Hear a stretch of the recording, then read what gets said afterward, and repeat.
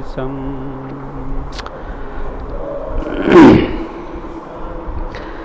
तं नर्मदायां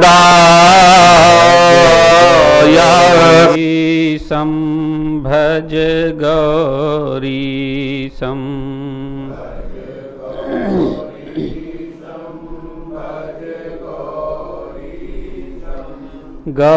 गौरीशं भज मूढ़मते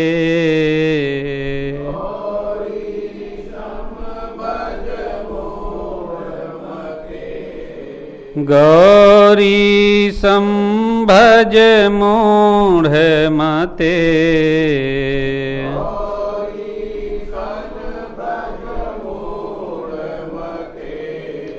भज गौरीशं भज गौरीशं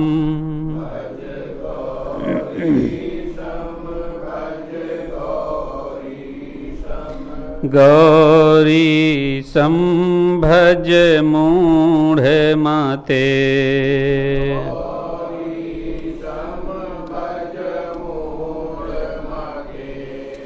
शुद्ध मते भज शुद्ध मते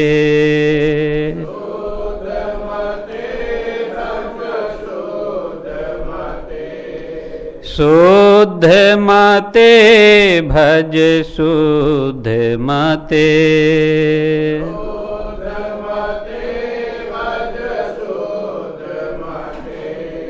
शुद्ध मते भज भज गौरीशम्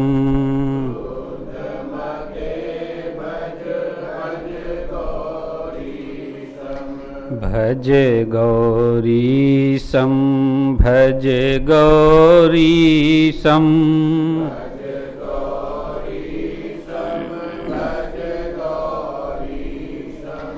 गौरीशं भज शुद्ध मते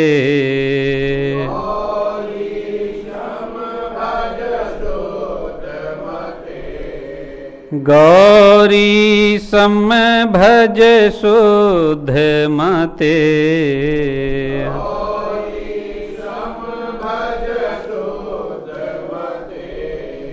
भज गौरीशं भज गौरीशं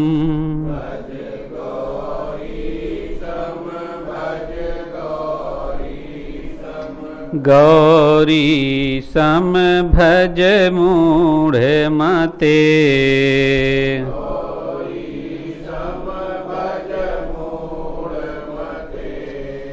गौरीशं भज मूढ़मते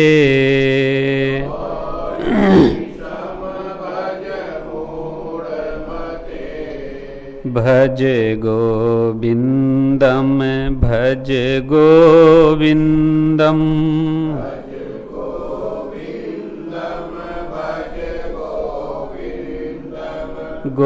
गोविंदम भज मूढ़मते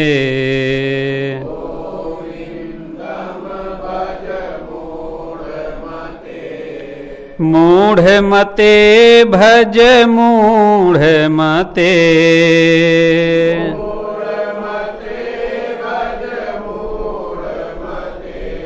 मूढ़मते भज मूढ़मते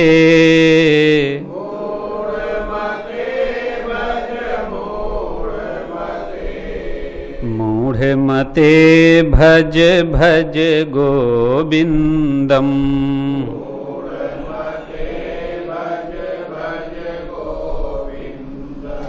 शुद्ध मते भज भज गोविंदम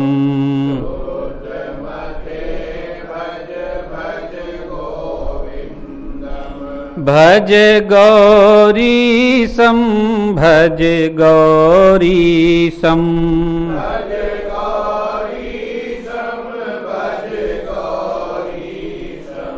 मूढ़मते भज भज गौरीशं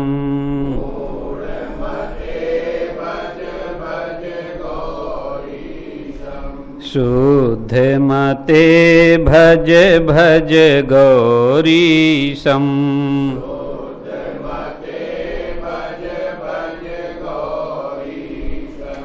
शुद्धमते भज भज गौरीशम्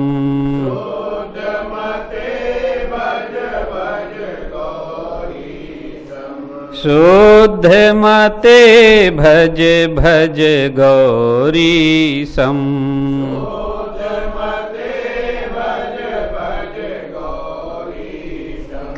भज गौरीशम् भज गौरीशम्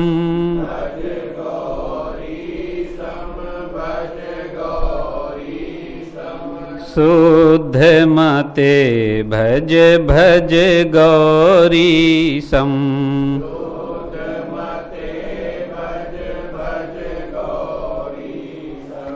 भज गोविन्दम भज गोविन्दम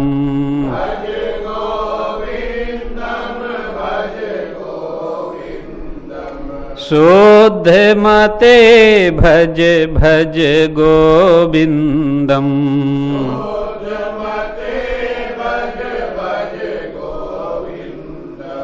गोविन्दम भज गोविन्दम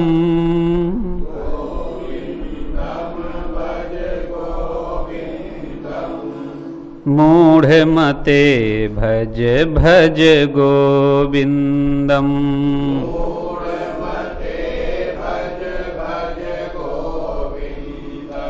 शुद्धमते भज भज गोविन्दम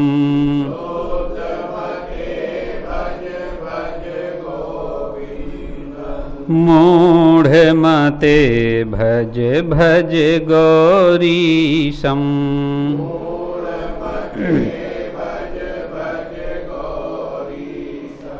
शुद्धमते भज भज गौरीशम्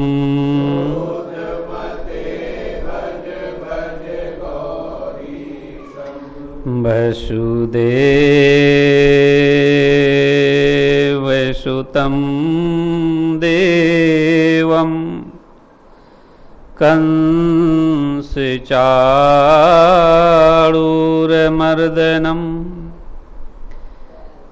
देवकी परमानन्दं कृष्णं वन्दे जगद्गुरुम्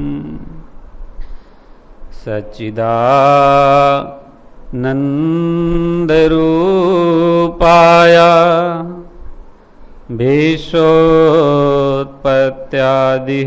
विश्वोत्पत्त्यादिहेतवे तापत्रया विनाशाय श्रीकृष्णाय वयं नुमः।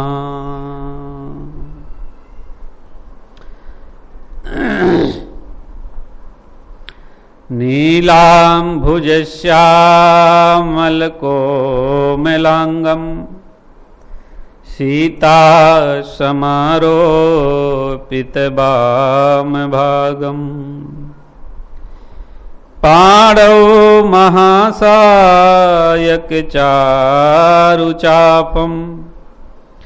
नमामि रामं रघुवंशनाथम् अतुलितबलधामं हेमशैलाभदेहम्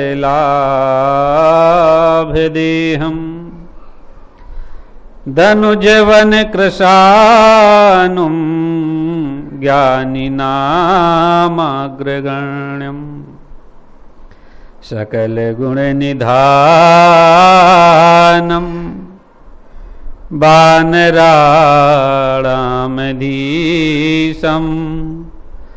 रघुपतिप्रियभक्तं वातजातं नमामि।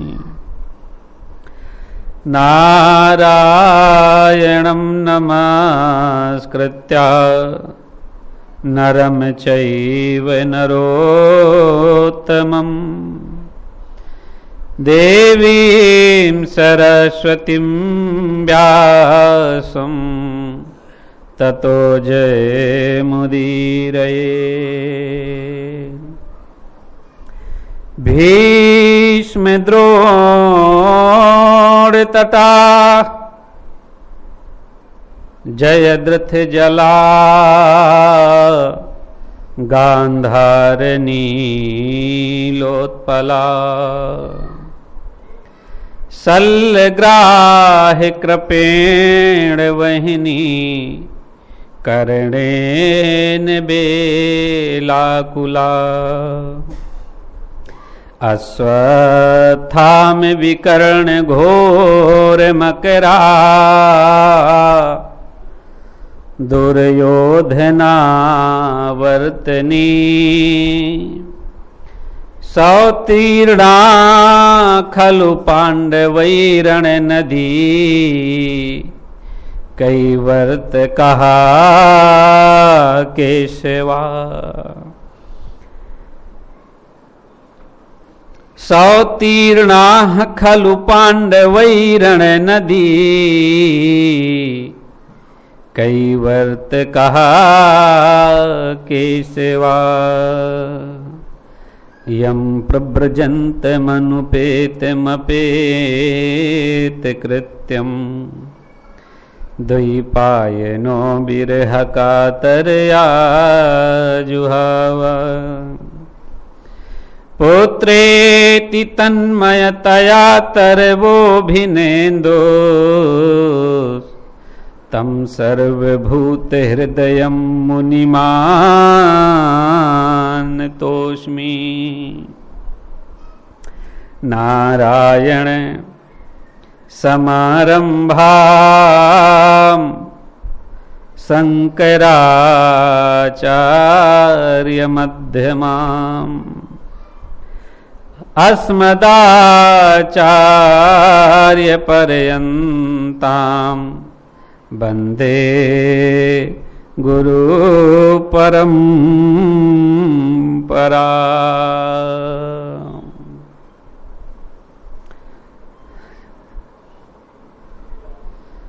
यथा सुवञ्जन अंजिद्रग साधक सिद्ध सुजान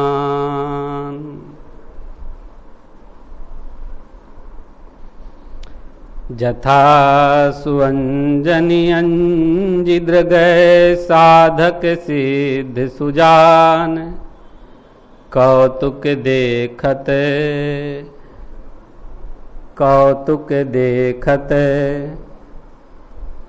क्यों तो विद्यांगे क्या है शैल बने भूतल भूरी निधान श्रवण सुजस सुनियायहूँ प्रभु भंजन भववीर त्राहि त्राहि आरत हरण शरण सुखद रघुवीर का महीना प्यारी जिमी लोभहि के प्रिय दाम तिमि रघुनाथ निरंतर प्रिय लागहूँ मोहि राम धर्म न अर्थ न काम रुचि गति न चहूँ निर्वाण जन्म जन्म रति राम पद यह वरदान अमान न नाक पृष्ठम न सार्वभौमम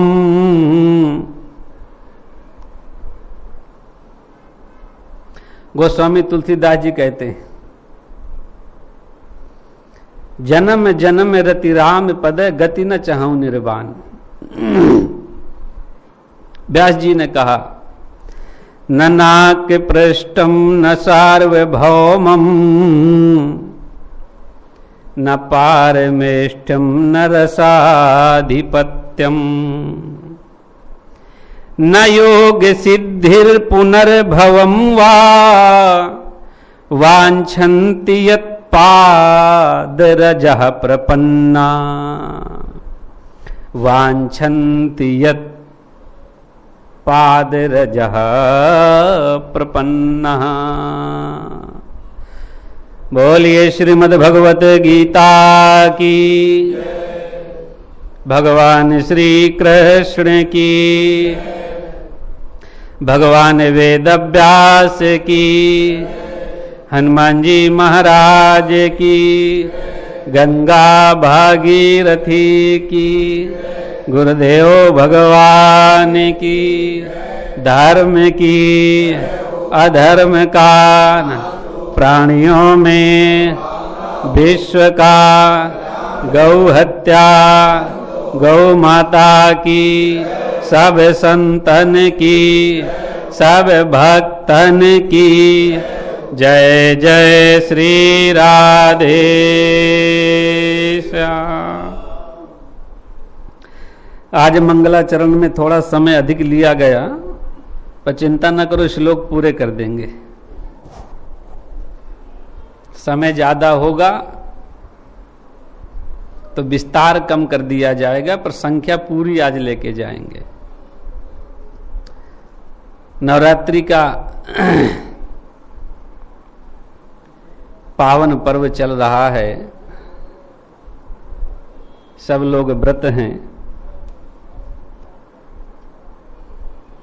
कौन लोग? देवी भक्त लोग, सब लोग देवी भक्ता। जो लोग व्रत हैं, जो लोग नहीं भी व्रत हैं, तो 9 दिन माता की उपासना करते हैं, दीपक आदि पूजन आदि की क्रियाएं, और वह शक्ति जिससे संपूर्ण सृष्टि का कार्य चल रहा है, परमात्मा की कृपा से, भगवान श्री कृष्ण की कथा से, भगवान श्री कृष्ण की कृपा से, जिनके मुखार बिंदु से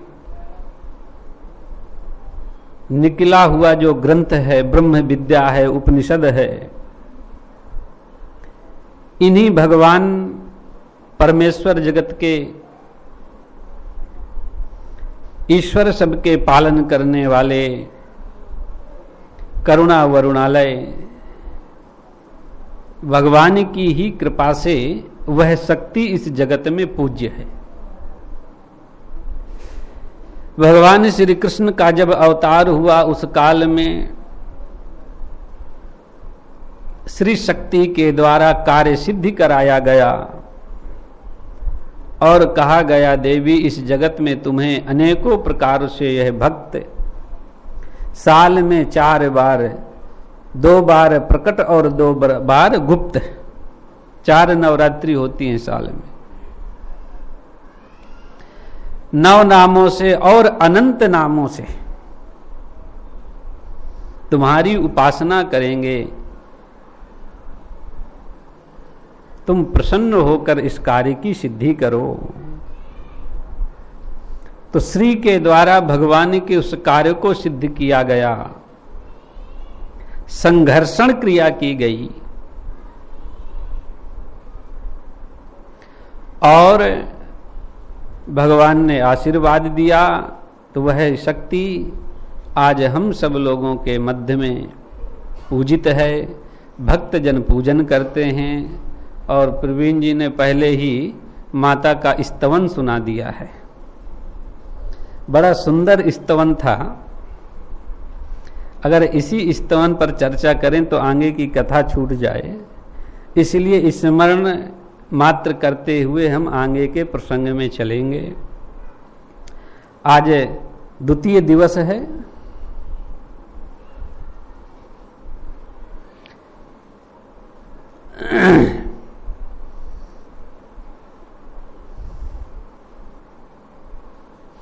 द्वितीय दिवस माता का दूसरा स्वरूप ब्रह्म चारिणी के रूप में माना गया है। प्रथमम शैलपुत्री चा द्वितीय ब्रह्मचारिणी। हिमालय नंदिनी उमा के रूप में पहला नाम, पहला अवतार माना गया। तृतीय चंद्र घंटेति। इस प्रकार 9 नाम माता के स्मरण किए गए और उन भगवती माता को जो संपूर्ण जगत में शक्ति प्रदायिनी हैं, शक्ति का प्रचार करती हैं, प्रदान करती हैं, यह जीव चैतन्यता को प्राप्त होता है। इसके अंदर कर्म करने की शक्ति को उत्पन्न करती हैं, शक्ति प्रदान करती हैं। ऐसी माता भगवती को हम बारंबार प्रणाम करते हैं। पंचम अध्याय में अर्जुन ने प्रश्न किया कि संन्यासम कर्मणाम कृष्णा पुनर्योगम च संससी यच्छ्रेयः इत्योरेकम तन्मे ब्रूहि सुनिश्चितम। पूर्व के अध्याय में संन्यास का, कर्म का, आदि का, ज्ञान का निरूपण किया गया। अर्जुन यहां पर प्रश्न करते हैं, हे प्रभु, संन्यास की भी महिमा बताई गई और कर्म त्याग की भी महिमा बताई गई, निष्काम कर्म योग की भी महिमा बताई गई। अर्थात कर्म करना, कर्म योग की भी महिमा को प्रकट किया गया और संन्यास की महिमा को भी प्रकट किया गया। मेरी बुद्धि भ्रमित हो रही है कि मैं इन दोनों में किसको स्वीकार करूं, कर्म योग का आचरण करूं कि संन्यास का आचरण करूं। यदि मैं संन्यास का आचरण ले रहा हूं, जिसको आप श्रेष्ठ बतला रहे हैं, तो फिर यह युद्ध आदि नहीं होगा और कर्म का आश्रय लूंगा। जो मैं नहीं चाहता वह युद्ध सामने प्रस्तुत है। इतरियो, इन दोनों में तन्मे ब्रूहि सुनिश्चितम, मेरे कल्याण के लिए इन दोनों में जो श्रेयस्कर हो, मेरे कल्याण कारक हो, ऐसे आप निश्चित करके इन दोनों में बताइए। यही प्रसंग था। दूसरा श्लोक भी भगवान ने बता दिया। तीसरे श्लोक में भगवान कहते हैं, हे अर्जुन, गेयः सा नित्य सन्न्यासी यो न द्वेष्टि न कांक्षति निर्द्वंदो हि महाबाहो सुखम बंधात् प्रमुच्यते। सह नित्य सन्यासी गेयः यह न द्वेष्टि न कांक्षति। सन्यासी किसको कहा गया है? अर्जुन कह रहे हैं सन्यास धर्म का निरूपण करिए आप, और निष्काम कर्मयोग जो आप कर्म की बात कह रहे हैं उसका भी निरूपण करिए। कैसे? जो आपने निश्चय किया हो। तो दूसरे श्लोक में भगवान ने उत्तर दिया कि हे अर्जुन, यह दोनों ही कल्याणकारक हैं। कभी इस भ्रम में नहीं रहना चाहिए कि कर्मयोगी कर्मयोग के बल पर उस परम तत्व को प्राप्त कर जाएगा, और जो कर्मों से सन्यास लिए बैठा है ऐसा सन्यासी उस तत्व को प्राप्त नहीं कर पाएगा। इसलिए भगवान ने कहा, सन्यासः कर्मयोगश्चा निःश्रेयस्करा उभौ। उभौ, यह दोनों ही सन्यास और कर्मयोग। कौन सा कर्मयोग? निष्काम कर्मयोग। निःश्रेय, निश्चय ही दोनों यह श्रेयस्कर हैं, कल्याणकारक हैं। इसमें से किसी एक का भी आश्रय यह साधक लेता है तो उसका कल्याण हो जाता है। पर सन्यासी सन्यास धर्म का वर्णन करते हुए भगवान कहते हैं कि सन्यासी उसको कहा गया है, कर्मों से जिसने न्यास ले लिया, संपूर्ण कर्मों का न्यास कर दिया, पर अंतःकरण के भाव कैसे हैं? ना द्वेष्टि न कांक्षति,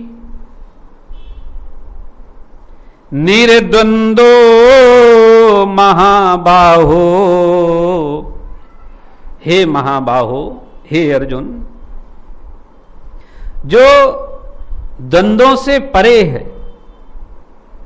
कोई भी द्वंद्व उसके अंतःकरण में किसी भी प्रकार से क्षोभ उत्पन्न करने वाला नहीं है, और किसी भी भूत प्राणी से ना द्वेष्टि, वह द्वेष नहीं करता है, और किसी भी इस संसार की नाशवान वस्तु की आकांक्षा नहीं करता है। सन्यास धर्म को अपनाने वाला पुरुष, जिसने सन्यास को स्वीकार कर लिया,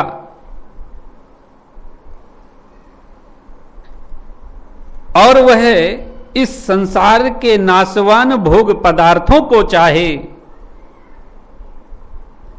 तो संसार में वह हंसी का पात्र बनेगा।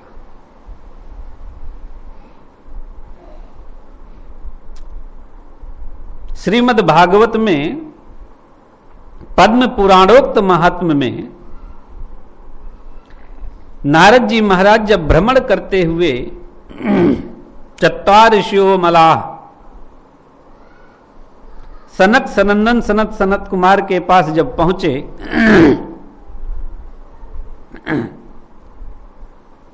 तो वहां पर मृत्यु लोक का वर्णन किया। मृत्यु लोक में इस कलिकाल का वर्णन किया कि हे प्रभु, इस समय गृहस्थों की ऐसी दशा है। कन्या विक्रणयो दंपति नाम च कलकनम। गृहस्थों की ऐसी दशा है, श्याल को बुद्धिदायका। घर में किसकी सलाह ली जाती है? श्याल को, साला। नारद जी वर्णन करते हैं, हर क्षेत्र रंग क्षेत्र सेतु बंधन, अनेक तीर्थों में भ्रमण किया, और भ्रमण करते करते उन्होंने चारों तरफ देखा कहां पर कैसी व्यवस्था है। ब्रह्मचारियों के आश्रम को देखा, गृहस्थों के आश्रम को देखा, और वानप्रस्थियों के आश्रम को देखा, सन्यास धर्मी आश्रम को देखा, सन्यासियों से मिले, उनका वर्णन किया।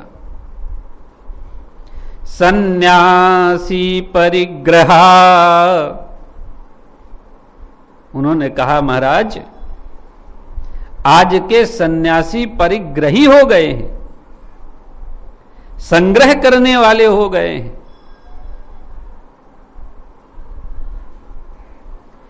तो ऐसा जो सन्यास धर्म को स्वीकार करके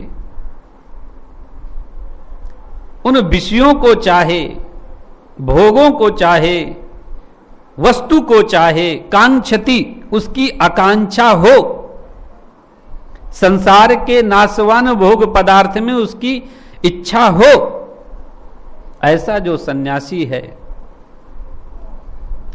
वह जगत में हंसी का पात्र है। अर्थात वो जो सन्यास शब्द है, सन्यास शब्द की जो गरिमा है, उसको नष्ट करने वाला है। क्यों? पापस्य खंडः यस्यः सः पाखंडः। वह पाखंड रूप में, दंभ रूप में उस पदवी को, उस गरिमा को नष्ट कर रहा है, पाखंडवाद कर रहा है। इन कपड़ों को रंग कर, सन्यासी का रूप धारण करके, दंड को धारण करके, संसार के भोले भाले जो जन हैं वह श्रद्धा भाव से उन्हें मानते हैं और वह कांक्षति। उस भोले भाले भक्त से भी कुछ ना कुछ आकांक्षा है, कांक्षा है उसकी, कुछ चाहता है, कुछ इच्छा है। पर हे अर्जुन, सन्नित्य सन्यासी सह गेयः, उसको नित्य सन्यासी जानना चाहिए। किसको? जिसमें किसी भी प्रकार से किसी भूत प्राणियों में कोई द्वेष भाव नहीं है, ना कांक्षति, और इस संसार की नाशवान किसी भोग पदार्थ से, सामग्री से, वस्तु से। यति नाम कांचनम, नीतिकार ने दुबे जी कहा यति नाम कांचनम चोरम अभयम दताति दातापि नरकम ब्रजेत। इनको कांचन धन नहीं रखना चाहिए, एकत्रित नहीं करना चाहिए, पर इसमें समग्र दृष्टि ना डाली जाए। क्योंकि महाभारत में जब धर्म निरूपण हुआ है तो धर्म निरूपण विभाग में सन्यासी के धर्म का भी निरूपण हुआ है और वहां पर आश्रम धर्मी का भी निरूपण हुआ है। आश्रम की व्यवस्था के तहत अलग बात है और जो पूर्ण रूप से विरक्त सन्यासी हैं उनके लिए अलग धर्म है। ना द्वेष्टि ना कांक्षति, वह किसी भूत प्राणी से ना द्वेष करते हैं और ना किसी से इस संसार की नाशवान सामग्री को चाहते हैं। निर्द्वंदो, और वह द्वंद्वातीत हैं। द्वंद्वातीत का भाव है वह सुख दुख से परे हैं, हानि लाभ से परे हैं, और द्वंद्वातीत में जन्म मृत्यु से भी परे हैं। ये भी द्वंद्व है। अब प्रश्न उठा कि सन्यासी क्या जन्म मृत्यु से परे है? तो बोलते हैं हाँ, सन्यासी जन्म मृत्यु से परे है। क्यों? क्योंकि उसने जो शरीर को अब धारण कर रखा है वो प्रारब्धा अनुसार धारण कर रखा है। वस्तुतः वह इस शरीर से ही मुक्त हो गया है। भगवान आगे कहते सुखम बंधात प्रमुच्यते। प्रमुच्यते किससे? बंधात, वह समस्त बंधन से मुक्त होकर सुखम, सुख को प्राप्त हो गया। अर्थात वह केवल अपने प्रारब्ध के वशीभूत होकर इस शरीर को धारण किए है। वस्तुतः इस शरीर में रहता हुआ भी वह सन्यासी मुक्त हो गया, जीवन मुक्त हो गया। इसलिए यहां भगवान ने कहा निर्द्वंदो, सुख दुख, हानि लाभ, जीवन मरण, जस अपजस, इन समस्त द्वंद्वों से वह ऊपर उठ गया है। ना उसे जन्म का भय है, ना उसे मृत्यु का भय है। अब यदि प्रश्न कहो कि मृत्यु का तो भय होता है पर जन्म का भय नहीं होता, क्यों? मृत्यु का भय होता है पर जन्म का भय नहीं होता। इसके लिए हमें सांख्य शास्त्र में जाना पड़ेगा और सांख्य शास्त्र में भगवान कपिल ने माता से यही बताया है कि यह जीव गर्भ काल में भी भयक्रांत रहता है और वहां परमात्मा से प्रार्थना करता है, हे प्रभु बस आप एक बार हमें निकाल दीजिए, हम इतना भजन करेंगे कि दोबारा यहां पर नहीं आना पड़ेगा। और कभी वह जीव परमात्मा से कहता है, हे प्रभु आप हमें इस गर्भ से बाहर मत निकालिए। क्यों? क्योंकि आप जब बाहर निकालेंगे तो आपकी माया हमें लपेट लेगी। काहे का भय हुआ? माया का। और माया में हम जब लिपट जाएंगे तो पुनरपि जननम पुनरपि मरणम, बार बार जन्म और मृत्यु के चक्कर में फिर फंस जाएंगे। इसलिए वहां पर वह जो जीव गर्भस्थ है उसे जन्म का भी भय है और वह परमात्मा से कहता है, हे प्रभु हमें आप यहीं रखिए, हम बाहर ना जाएं, आपकी माया में ना निपटें। माया से भय है, जन्म से भय है। जो सन्यासी है वह जन्म और मृत्यु इन दोनों भयों से मुक्त हो जाता है। सुख दुख का कोई प्रभाव नहीं है, हानि लाभ का कोई प्रभाव नहीं है, जस अपजस का कोई प्रभाव नहीं है। हे अर्जुन, ऐसा जो सन्यासी है उसको नित्य सन्यासी जानना चाहिए। सांख्य योगौ पृथक बाला प्रवदन्ति न पंडिता एकमप्यस्थितः सम्यग् उभयोर्बिन्दते फलम्। हे अर्जुन, सांख्य और योग, सांख्य का तात्पर्य है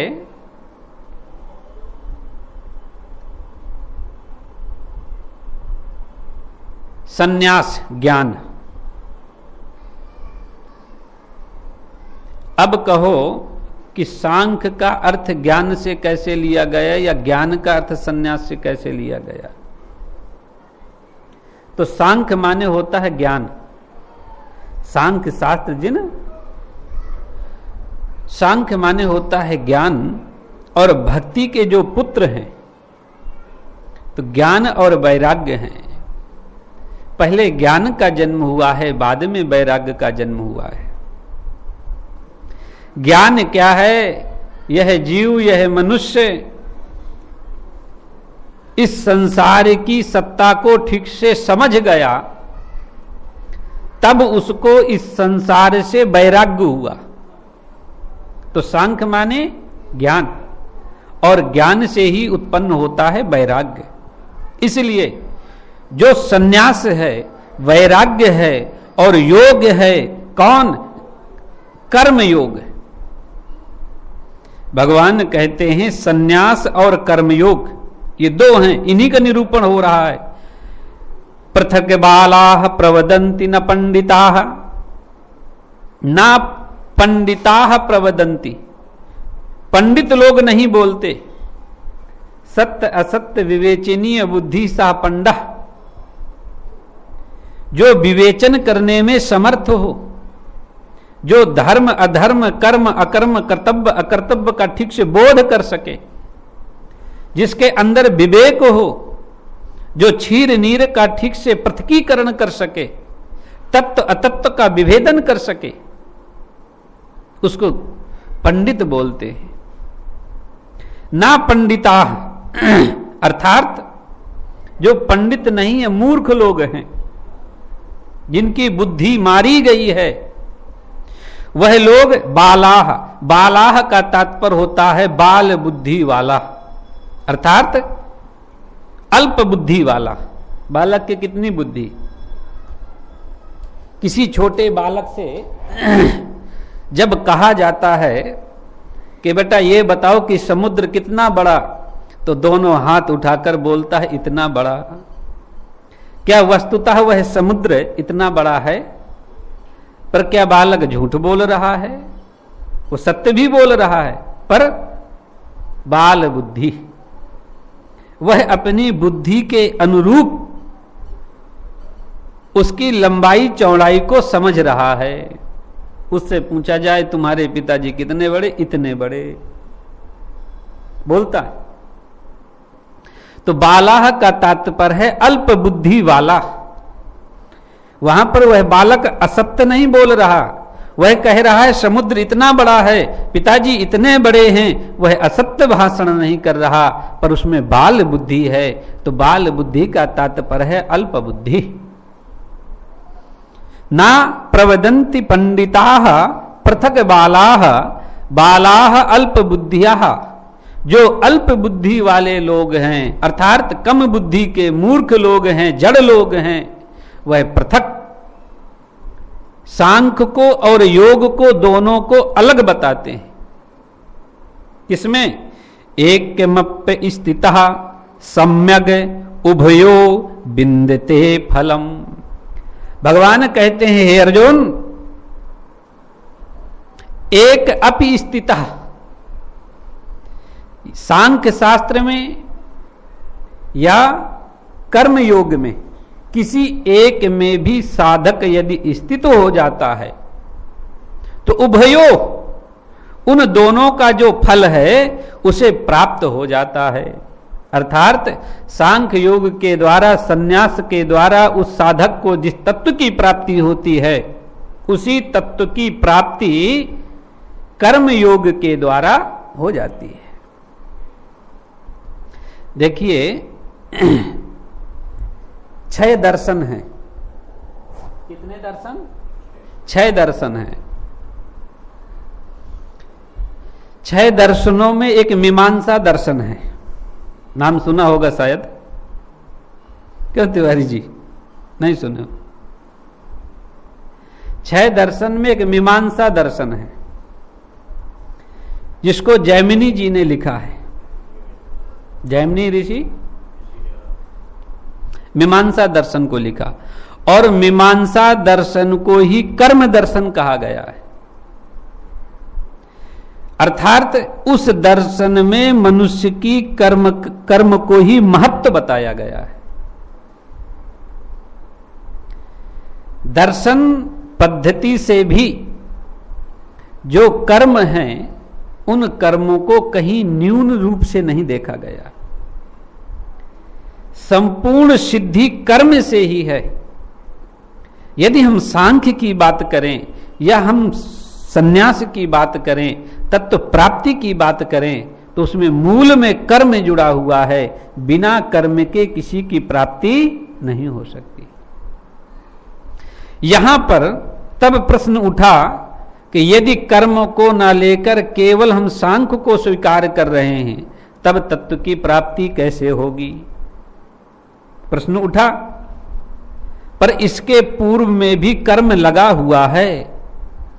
कर्म के द्वारा ही ज्ञान को प्राप्त किया जा सकता है। क्यों? क्योंकि ज्ञान कहां से प्राप्त होगा? तो बिनु सत्संग विवेक न होई, बिनु सत्संग राम कृपा बिनु सुलभ न सोई, राम कृपा विवेक के लिए सत्संग और सत्संग करना भी कर्म है। सत्संग के लिए हमें जाना पड़ेगा, महापुरुष के चरण में बैठना पड़ेगा। वहां पर बैठना भी कर्म है, सुनना भी कर्म है और गमन क्रिया भी कर्म है।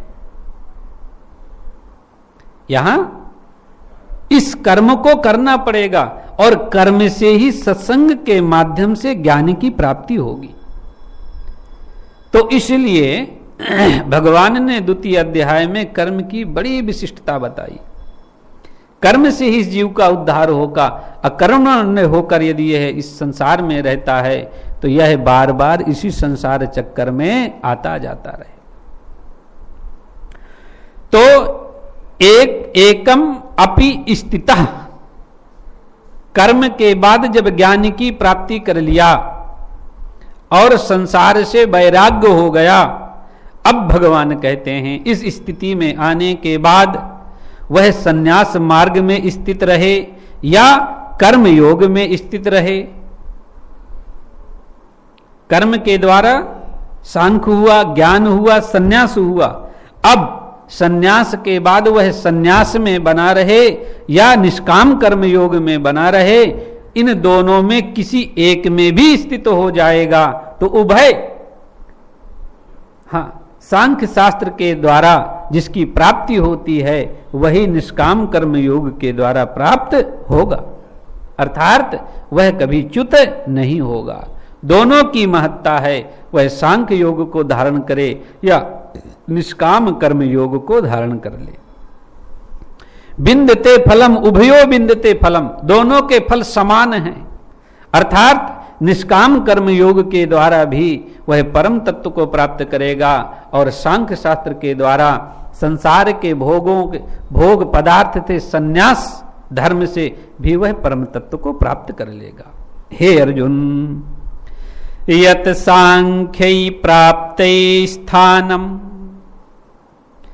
तद्यो योगैरपि गम्यते एकम सांख्यम च योगम च यह पश्यति सा पश्यति यत सांख्यै प्राप्ते स्थानम।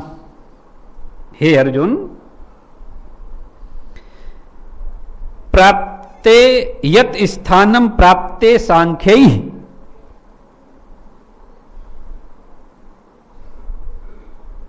सांख्य शास्त्र के द्वारा जिस स्थान की प्राप्ति की जाती है, यत स्थानम प्राप्ते ही सांख्यै, जिस सांख्य शास्त्र के द्वारा, जिस संन्यास के द्वारा जिस स्थान की प्राप्ति की जाती है, तद योगैरपि गम्यते, उसी स्थान को निष्काम कर्म योग करने वाला जो साधक है वो गम्यते, उसी स्थान को प्राप्त करता है। अर्थात यहां फलभेद नहीं है। निष्काम कर्म योग यदि हम अपने घर में रहकर कर रहे हैं तो हम उसी स्थान को प्राप्त कर लेंगे जहां पर एक सन्यासी संपूर्ण संसार के भोगों को, पदार्थों को त्याग कर गया है। हम उसी के मध्य रहते हुए उसी स्थान को प्राप्त कर लेंगे जिसको उस सन्यासी ने प्राप्त किया है। हे अर्जुन, एकम सांख्यम च योगम च यह पश्यति, यह पुरुषः यस्य पश्यति, जो पुरुष इस प्रकार देखता है कि सांख्य और योग, कौन योग? कर्म योग, यह दोनों एक ही हैं, इनके फल में कोई भेद नहीं है। इस प्रकार देखने वाला जो पुरुष है या जो ऐसी दृष्टि रखता है कि जो सांख्य शास्त्र से पद की प्राप्ति होती है, उसी पद की प्राप्ति निष्काम कर्म योग के द्वारा होती है। सह पश्यति, मानो वही पुरुष देखने वाला है, बाकी यह सब नेत्र कैसे हैं? यथार्थ दृष्टि किसकी है? भगवान कहते हैं जो इस प्रकार दृष्टि रखने वाला है वह मानो उसके नेत्र ठीक हैं, वह ठीक से देख सुन रहा है। यदि वह ऐसा देखने वाला पुरुष नहीं है तो मोर पंख के समान वह केवल नेत्रों को धारण करने वाला है, वस्तुतः उसके अंदर कोई दृष्टि नहीं है।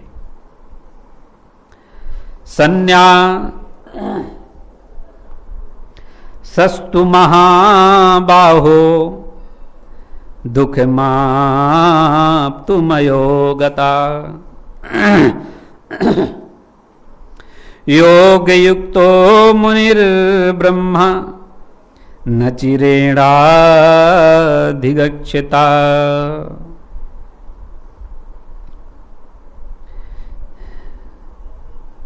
संन्यासस्तु महाबाहो दुखम आप्तु मयोगता, आप्तुम अयोगता। भगवान कहते हैं, हे अर्जुन, संन्यास के बिना, देखिए अब निष्काम कर्मयोग की सिद्धि को बता रहे हैं। संन्यास के बिना अर्थात कर्तापन का जो अभिमान है, कर्तृत्व का जो अभिमान है, इस अभिमान को हटाकर जब जीव कर्म करता है, मैं करता नहीं हूं ऐसा स्वीकार करता है कि करने वाला मैं नहीं हूं, तभी उसके कर्म योग की सिद्धि होती है। और बिना कर्ता भी अभिमान को हटाकर जब वह कर्म करता है तो निष्काम कर्म योग सिद्ध नहीं होता है। निष्काम कर्म योग में करने वाले को कर्तृत्व का अभिमान नहीं होना चाहिए कि मैं करने वाला हूं, मैं कर रहा हूं, मैं कर रहा हूं। अगर मैं कर रहा हूं तो फिर यहां संन्यास नहीं है।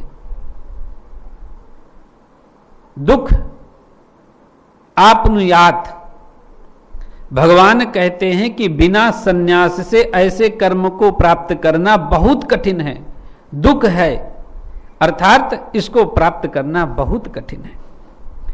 योग युक्तो मुनिर ब्रह्मा, और जो इस सन्यास के द्वारा कर्तृत्व अभिमान को हटाकर योग युक्त हो गए हैं, जो मुनिर ब्रह्म हैं, मनन करने वाले हैं। मुनि का अर्थ होता है मनन करने वाले, जो नित्य निरंतर ब्रह्म की सत्ता में ही लगे रहते हैं, उन्हीं का मनन करते हैं। ऐसे जो ब्रह्मभूत होते हैं, जो नित्य निरंतर ब्रह्म के ही स्वरूप ज्योति का स्मरण करते हैं, ऐसे जो मुनि लोग हैं, न चिरेणाधिगच्छति, वह शीघ्र ही अधिगच्छति, किसको? न चिरेण, शांति को प्राप्त हो जाते हैं।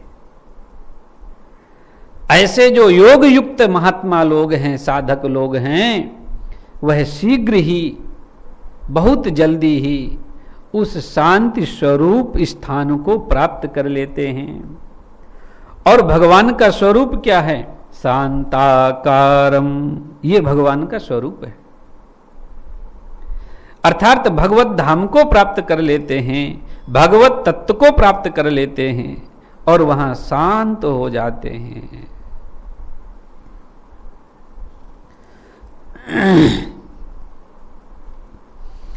योग युक्तो विशुद्धात्मा, छूट गया क्या कोई? योग युक्तो विशुद्धात्मा, विजितात्मा जितेन्द्रियः, सर्वभूतात्म भूतात्मा, कुर्वन्नपि न लिप्यते। हे अर्जुन, जो योग युक्त है, देखिए यहां पर योग युक्त भाव में निष्काम कर्म योग ही लिया जाए, सकामता को कहीं भी स्वीकार न किया जाए। निष्काम कर्म की ही महिमा का वर्णन भगवान कर रहे हैं। जो योग युक्त है, निष्काम भाव से कर्म करने वाला है, उसके अंतःकरण में कोई सकामता है ही नहीं। बहुत अच्छा श्लोक मिला और इसी का चिंतन आज करेंगे। विशुद्धात्मा, विजितात्मा और जितेंद्रिय,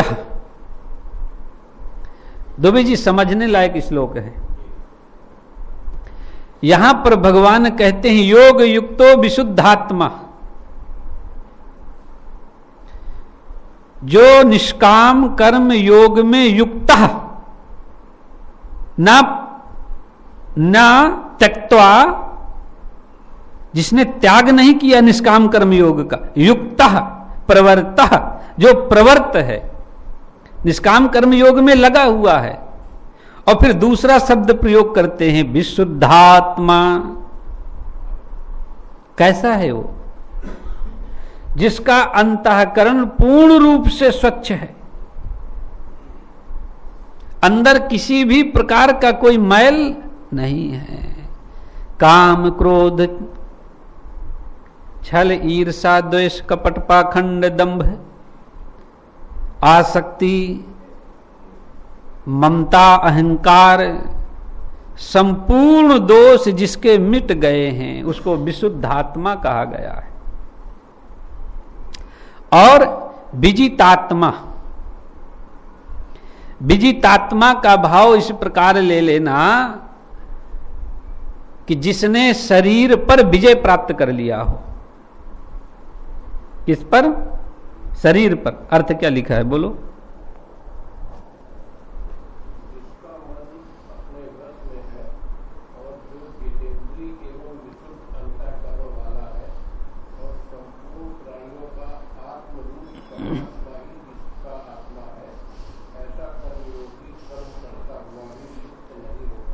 ठीक, विजितात्मा का अर्थ मन लिया गया है।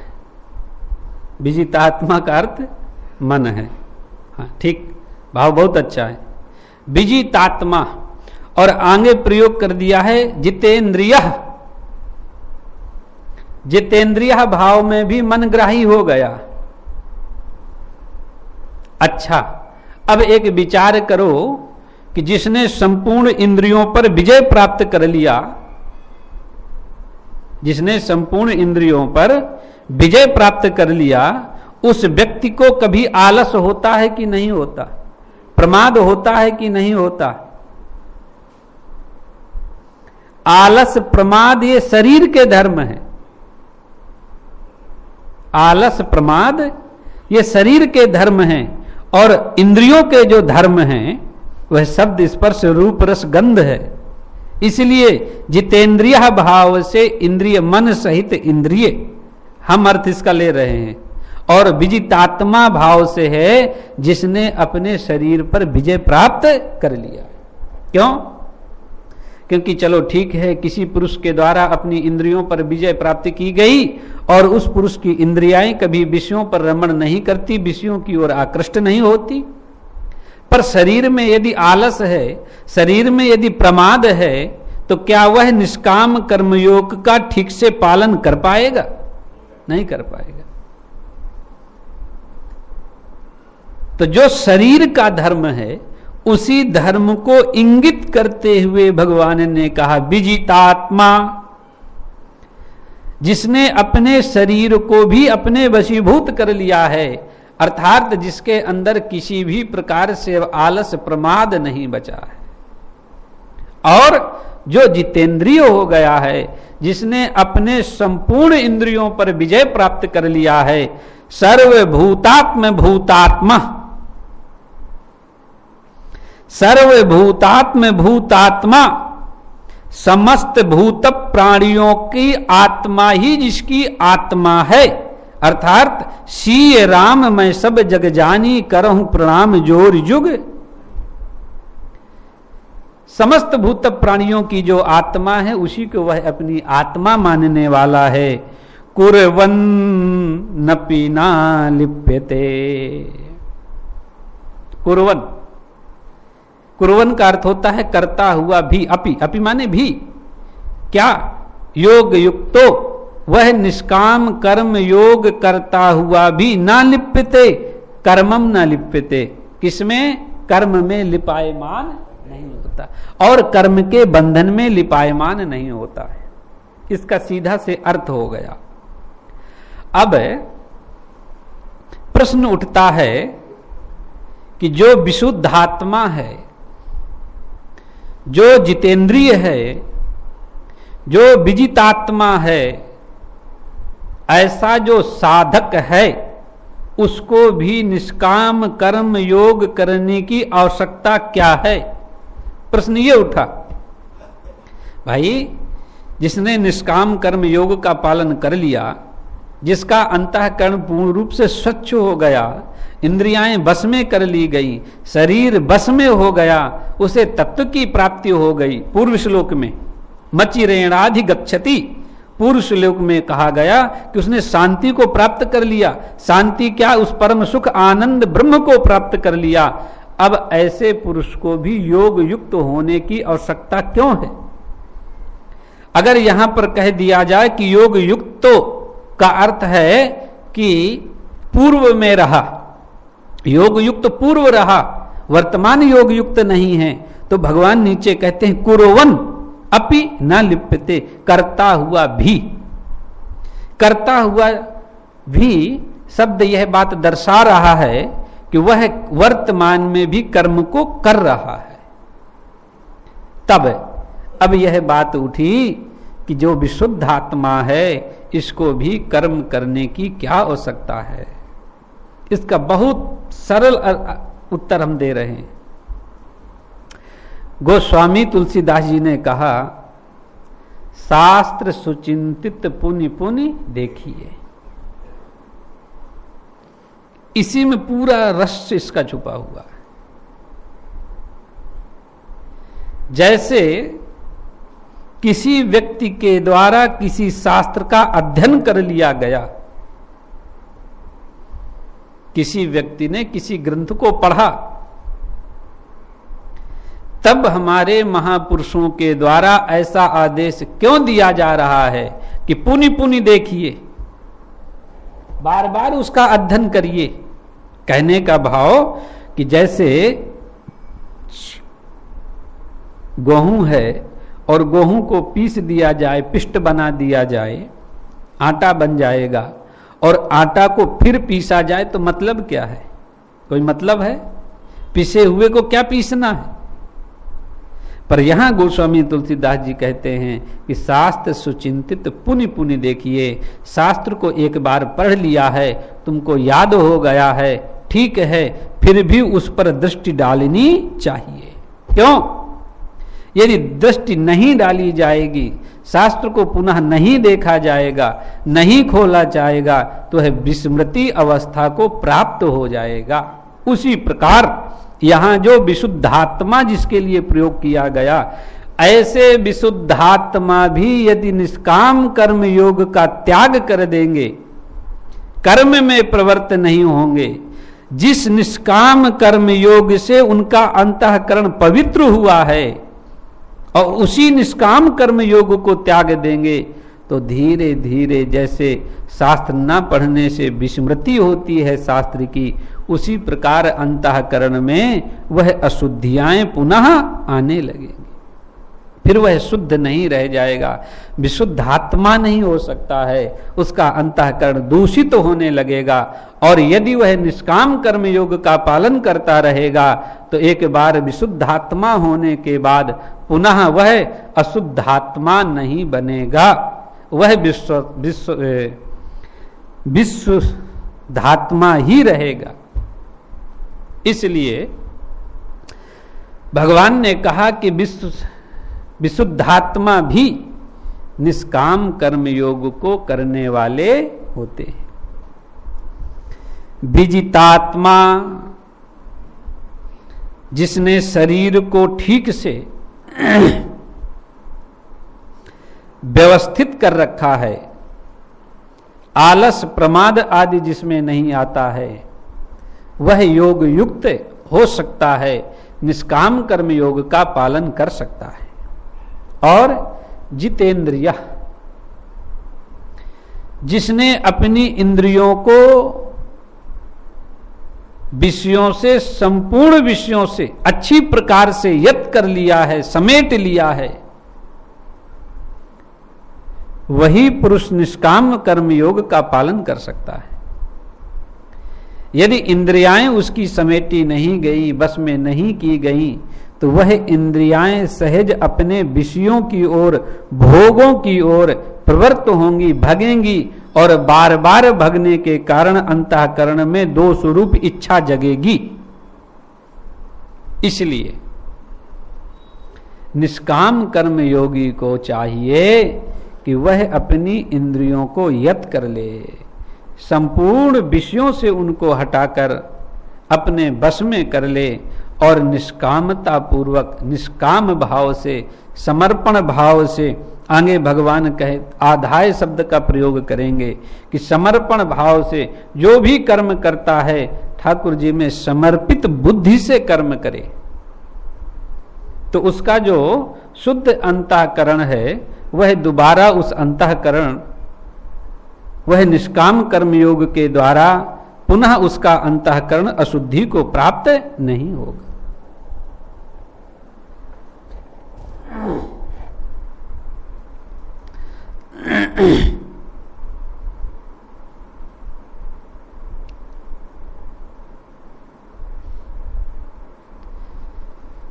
यह इंद्रियाएं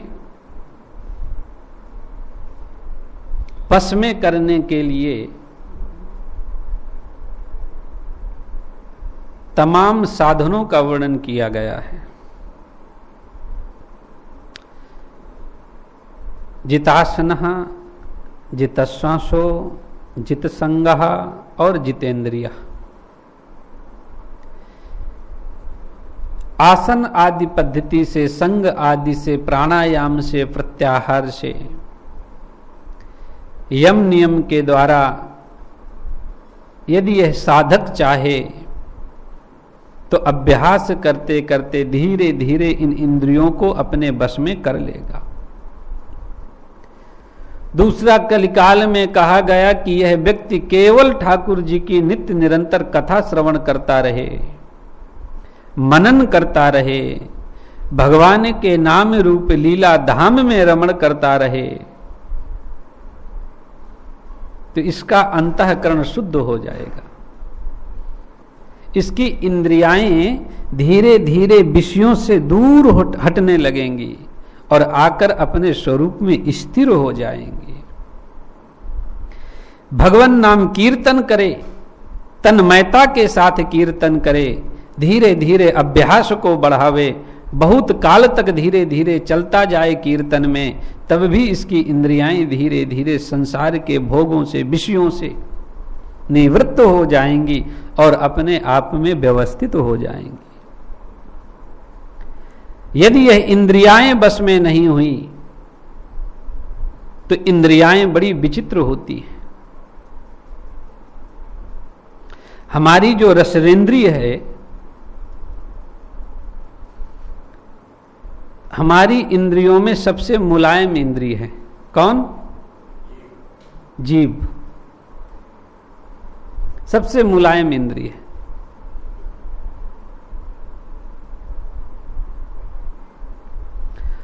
और इस इंद्रिय के द्वारा बहुत कठोर घाव होता है। और सबसे मुलायम इंद्रिय, इंद्रियों में सबसे मुलायम इंद्रिय है। अन्य इंद्रियों के द्वारा, कर्मेंद्रियों के द्वारा यदि कोई घाव हो जाता है तो उस घाव को दवा आदि से पूरा जा सकता है, बंद किया जा सकता है, वो धीरे धीरे ठीक हो जाता है।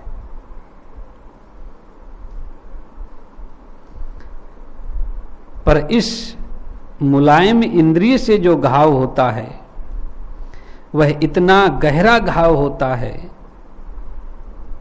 कि बहुत काल तक उस घाव को पूरते रहो और जब भी स्मरण करोगे तो वह घाव ताजा हो जाएगा। है? और सबसे मुलायम इंद्रिय है। यही विचित्रता है इंद्रिय की। इसलिए इंद्रियों को संयमित रखना चाहिए। हमारे किस इंद्रिय से किसका कार्य करना है,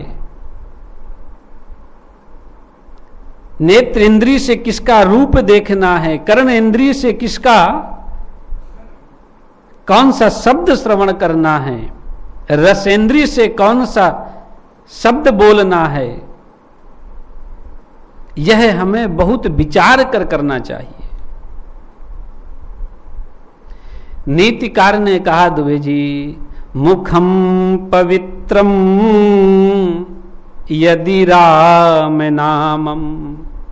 मुखम रसेंद्रियम, मुखम पवित्रम यदि राम नामम।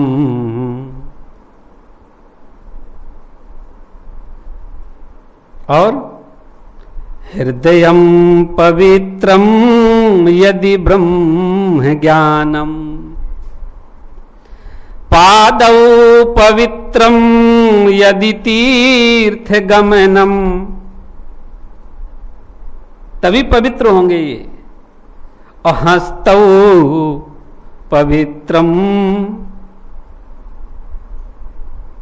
कब?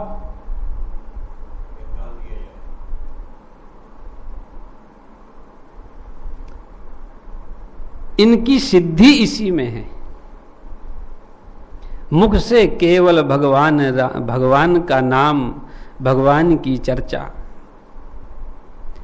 हृदय वह पवित्र हो गया, हाथ वह पवित्र हो गए जिससे दान दिया गया। अश्रद्धया हुक्तम, अश्रद्धया भुक्तम, अश्रद्धया दत्तम, सब बेकार है। एक कथा आई तो कहते हैं कि यह जीव बैतरणी नदी को पार करता है। और मृत्यु के बाद सबके सामने बैतरणी नदी आती है। बैतरणी नदी की लंबाई 10,000 योजन से भी अधिक बताई गई है। कितनी? 10,000 योजन से भी अधिक बताई गई है, और कहीं कहीं इसका प्रमाण 100,000 योजन भी आया है। इतनी लंबी चौड़ी नदी है। और इस बैतरणी नदी में जो मनुष्य की पीब है, जिसको मवाद बोलते हैं, वह मवाद भरी हुई है। हैं? हाँ, चल रहा है। उसमें बाल हड्डी ये सवार के रूप में है। और जब मनुष्य मरता है तो सबसे पहले वह नदी आ जाती है। अब उस नदी से पार करना होता है। तो पार कैसे हो यह मनुष्य? उसने जो दान दिया है। एक वृद्ध महिला थी, उसने जीवन में कभी 1 रुपए कहीं दान नहीं किया, किसी गरीब को एक जोड़ी कपड़े नहीं दिए, कभी किसी को भोजन नहीं दिया। एक दिन बाजार गई और बाजार से भाटा लाई, बैगन, 2-4 किलो बैगन रहे होंगे, पॉलीथीन में लिए थी। और उसी में वह मूली भी लाई सब्जी के लिए। और रास्ते में चली आ रही थी तो एक संत मिले। संत के कमंडल में एक रोटी पड़ी थी, नमक अचार कुछ था नहीं। तो उन्होंने देखा कि माता जी के पास मूली है, अगर एक मूली दे दे तो हम अपनी रोटी खा लेंगे। तो उस माता जी से कहा, माता जी यह एक मूली हमें दे दो, हमारे पास रोटी है, हम खा लेंगे। तो माता जी ने नहीं दिया और बड़े झटके के साथ झटक दिया, चलो भागो इधर से। और जैसे ही झटका लगाया तो उससे एक मूली गिर गई। तो उसने सोचा ये जमीन में गिर गई, मूली गीली होती है क्योंकि पानी किनस के देते हैं, उसमें धूल लग गई। तो उसने विचार किया कि इसकी मूली को अब घर क्या ले जाना है। फिर बुलाया, ए साधु इधर आओ, ये मूली गिर गई है, ले लो। साधु तो साधु गए, प्रेम से बढ़िया मूली उठाया, नल में धोया, रोटी निकाली, बढ़िया खा लिया। धीरे धीरे समय बीता, उसका समय खत्म हुआ और वह मृत्यु को प्राप्त हो गई। जब गई तो वहां पर देखा बहुत सारे लोग खड़े हैं। हाँ, असंख्य लोग खड़े हैं। और जिसने अपने जीवन में जो दान दिया वो सब चीजें आकर प्रकट हो रही हैं। किसी के पास कम्बल, किसी के पास अन्न, किसी के पास गऊ, किसी के पास स्वर्ण, और किसी के पास तो कई कई चीजें आ रही हैं क्योंकि इसने बहुत सारा दान दिया है। अन्न का दान दिया, भूमि का दान दिया, छाते का दान दिया, वस्त्र का दान दिया, पादुका का दान दिया। तो जो जैसा दान करने वाला था उसके सामने वह सब चीजें आ गई। अब जब ये पहुंची उधर तो इनके पास कोई चीज नहीं थी, पर वह मूली आ गई। जैसे कि मूली आई तो तुरंत माता जी ने उस मूली को पकड़ लिया। और थोड़ी देर बाद देखा कि पड़ोस में एक महिला थी, वो भी खत्म हो गई थी, उसने कभी दान नहीं किया था, तो वो भी आ गई पास में। तो सोची कि मेरे पास तो कुछ है नहीं तरने के लिए, तो उसने उसी माता का पैर पकड़ लिया। जिसके पास मूली थी उसी का पैर पकड़ लिया। अब वो कह रही है छोड़ो पैर, वो बोली नहीं, ये तो बहुत भयंकर नदी है, मैं तुम्हें नहीं छोड़ूंगी, और इसी मूली से हम पार हो जाएंगे। वह बुढ़िया बार बार उसको छुड़ाती रही, उसने नहीं छोड़ा और एक झटका मारा तो मूली भी चली गई। अब उस बैतरणी में प्रवेश होकर उन दोनों को जाना पड़ा।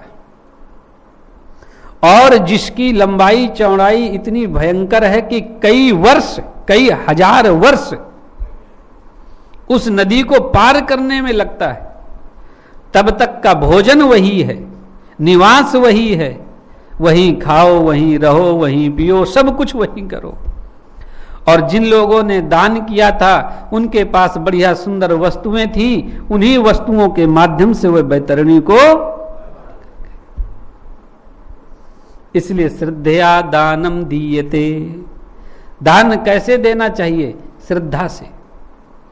अगर वह मूली श्रद्धा के साथ वो दे देती तो वह मूली उसको उस बैतरणी से पार कर देती, पर उसने श्रद्धा से नहीं दिया, अश्रद्धा से दिया, तो वह मूली भी अंत समय काम नहीं आई और उसको उस भयंकर बैतरणी में प्रवेश करना पड़ा। वहां हजारों वर्ष उस बैतरणी से चलते चलते धीरे धीरे धीरे धीरे फिर वह उसको पार करके गई। इसलिए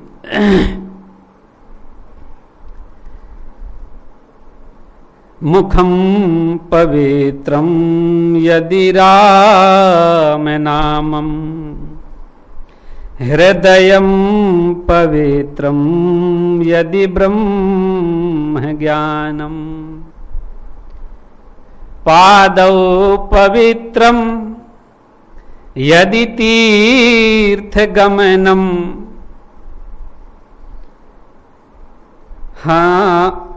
हस्तौ पवित्रम यदि दीयदानम।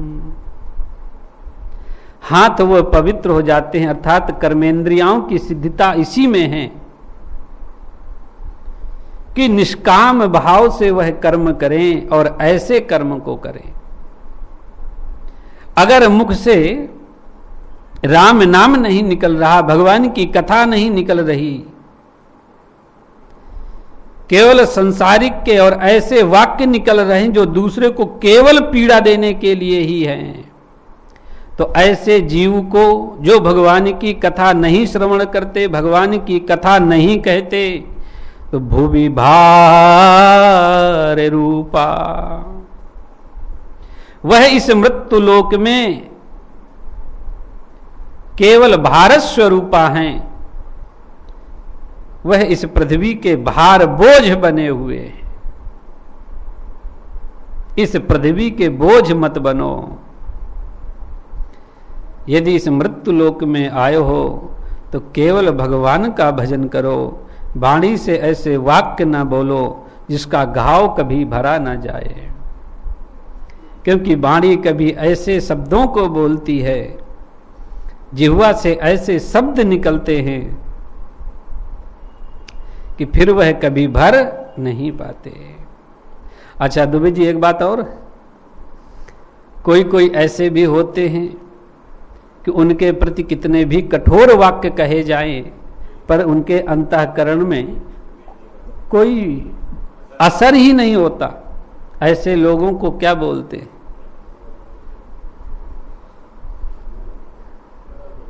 हैं? तमाशा घुस के देखें।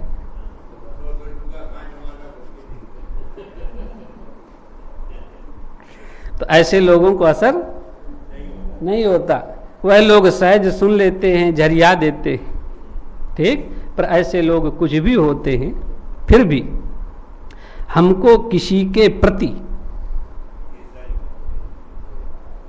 गलत वाक्य का प्रयोग नहीं करना चाहिए, क्योंकि उसके अंदर जो पीड़ा होती है वह 1-2 दिन की पीड़ा नहीं, जब जब उसकी स्मृति होगी तब तब मृत्यु के समान वह पीड़ा हो जाएगी। इसलिए हमें अपनी रसनेंद्रियों को बहुत ही संभलकर इसको उल्टाना पलटाना चाहिए, क्योंकि ये बहुत मुलायम है, ढीली है, पता नहीं चलता किधर पलट गई, कभी तालू की तरफ गई, कभी नीचे गई, पलट गई, शब्द निकल गया। तो इसको पलटाने में सजगता होनी चाहिए, इसको चलाने में, इस इंद्रिय का प्रयोग करने में बिल्कुल सजग होकर। क्यों? क्योंकि यह एक बार चली तो शब्द निकला, फिर वापस आने वाला। मीरा जी ने एक पद लिखा है,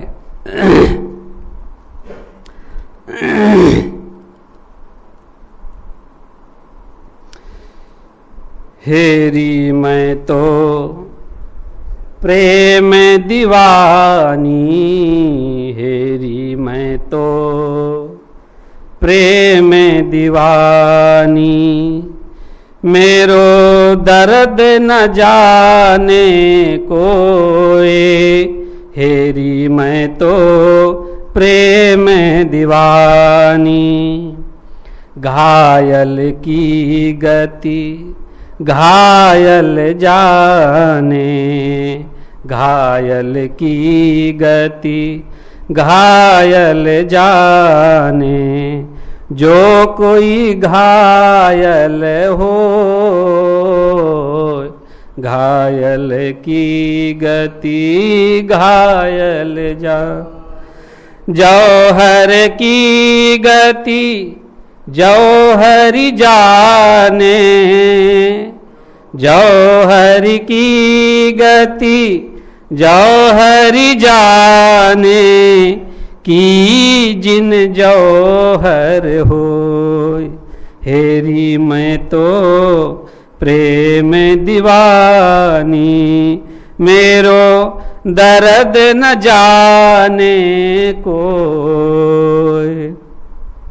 सूली ऊपर सेज हमारी, सूली ऊपर सेज हमारी, सोवन किस विध हो, सूली ऊपर सेज हमारी, सोवन किस विधि हो, गगन मंडल पर सेज पिया की, गगन मंडल पर सेज पिया की, किस विध मिलन हो, हेरी मैं तो प्रेम दीवानी, हेरी मैं तो प्रेम दीवानी। दर्द की मारी बन बन डोलूं, दर्द की मारी बन बन डोलूं, वैद मिला नहीं कोई, दर्द के मारे बन बन डोलूं, दर्द के मारे बन बन डोलूं, वैद न मिल्या कोई, मीरा की प्रभु, मीरा की प्रभु पीर मिटेगी, मीरा की प्रभु पीर मिटेगी, जब वैद समरिया हो, हेरी मैं तो प्रेम दीवानी, मेरो दर्द न जाने कोई। घायल की गति घायल जाने, घायल की गति घायल जाने, जो कोई घायल हो, जौहरी की गति जौहरी जाने, जो कोई जौहर हो, हेरी मैं तो प्रेम दीवानी, मेरो दर्द न जाने को। मीरा जी कहती हैं, मेरा जो दर्द है, इस दर्द के कारण मैं बन बन भटक रही हूं, पर कोई वैद नहीं मिल रहा। क्या वैदों की कमी है? वैद तो बहुत हैं, पर वैद बाहरी जख्म को भर सकते हैं, अंदरूनी जख्म को नहीं भर सकते। मीरा के अंदर अंदरूनी जख्म है, इसलिए कहती है घायल ही घायल को समझ सकता है, जिसका अंतःकरण छिन्न हो गया है वही उस छिन्न अंतःकरण के भाव को समझ सकता है।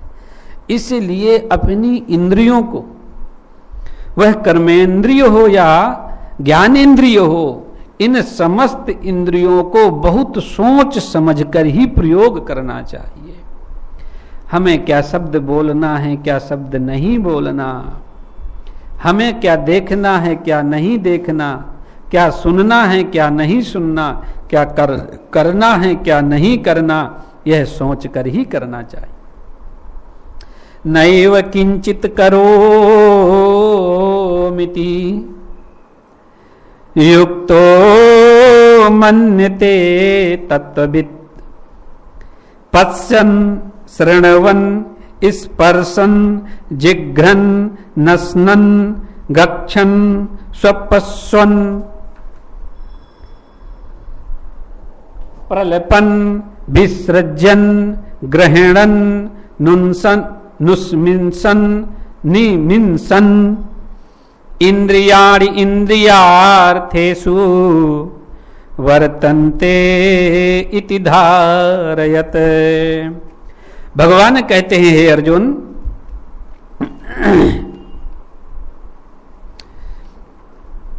योग युक्ते तत्त्ववितः, जो योग युक्त तत्त्ववित हैं, तत्त्ववित तत्व को जानने वाले तत्व ज्ञानी लोग जो योग युक्त हैं, जो विशुद्धात्मा हैं, जितेंद्रिय हैं, ऐसे जो योग युक्त पुरुष हैं, साधक हैं, जिसने तत्व को जान लिया है, वह संपूर्ण कर्मों को करते हुए भी अहम न मन्यते, अहम न कर्तव्य, मैं करने वाला नहीं हूं।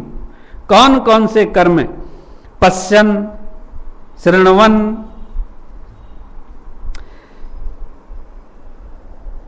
देखता हुआ, सुनता हुआ, स्पर्श करता हुआ, सूंघता हुआ, भोजन करता हुआ, गमन करता हुआ, सोता हुआ, श्वास लेता हुआ, बोलता हुआ, त्यागता हुआ, ग्रहण करता हुआ, तथा आंखों को खोलना और मूंदना, इन समस्त कर्मों को करता हुआ भी इंद्रियाणि इंद्रियार्थेषु वर्तन्ते इति धारयन्, वह इस प्रकार यही विचार करता है कि यह इंद्रियाएं अपने विषय में सहज रमण कर रही हैं, मैं करने वाला नहीं हूं।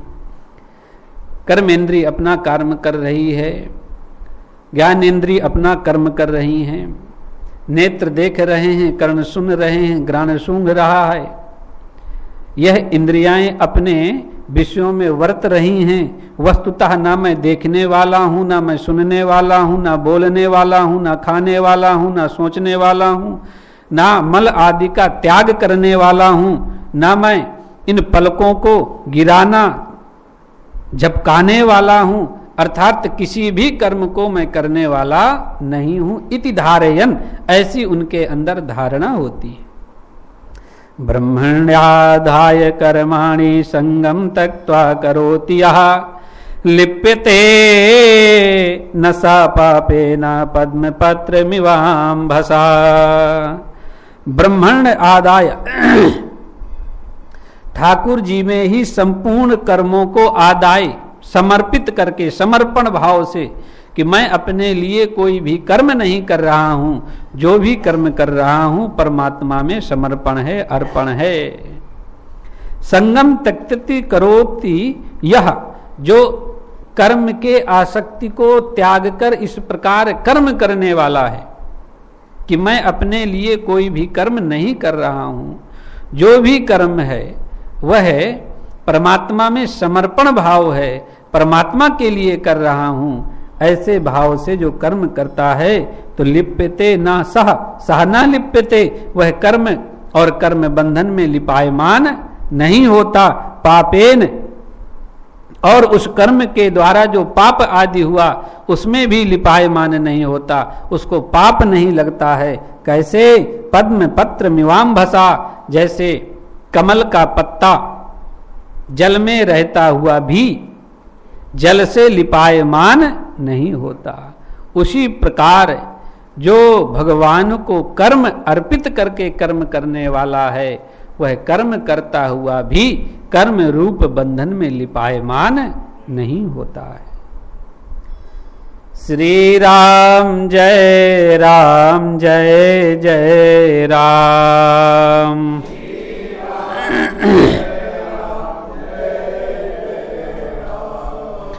श्री राम जय जय राम।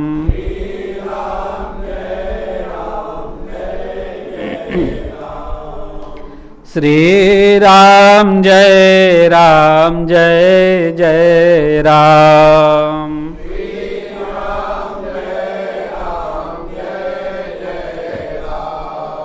राधा माधव जय घनश्याम।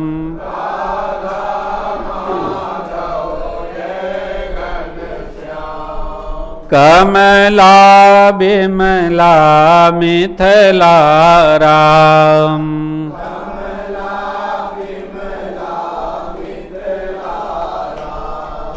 अवध सरयू सीताराम।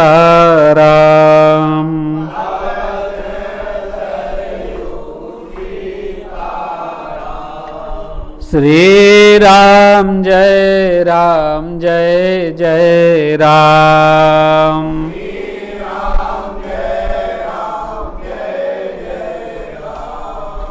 श्री राम जय जय राम।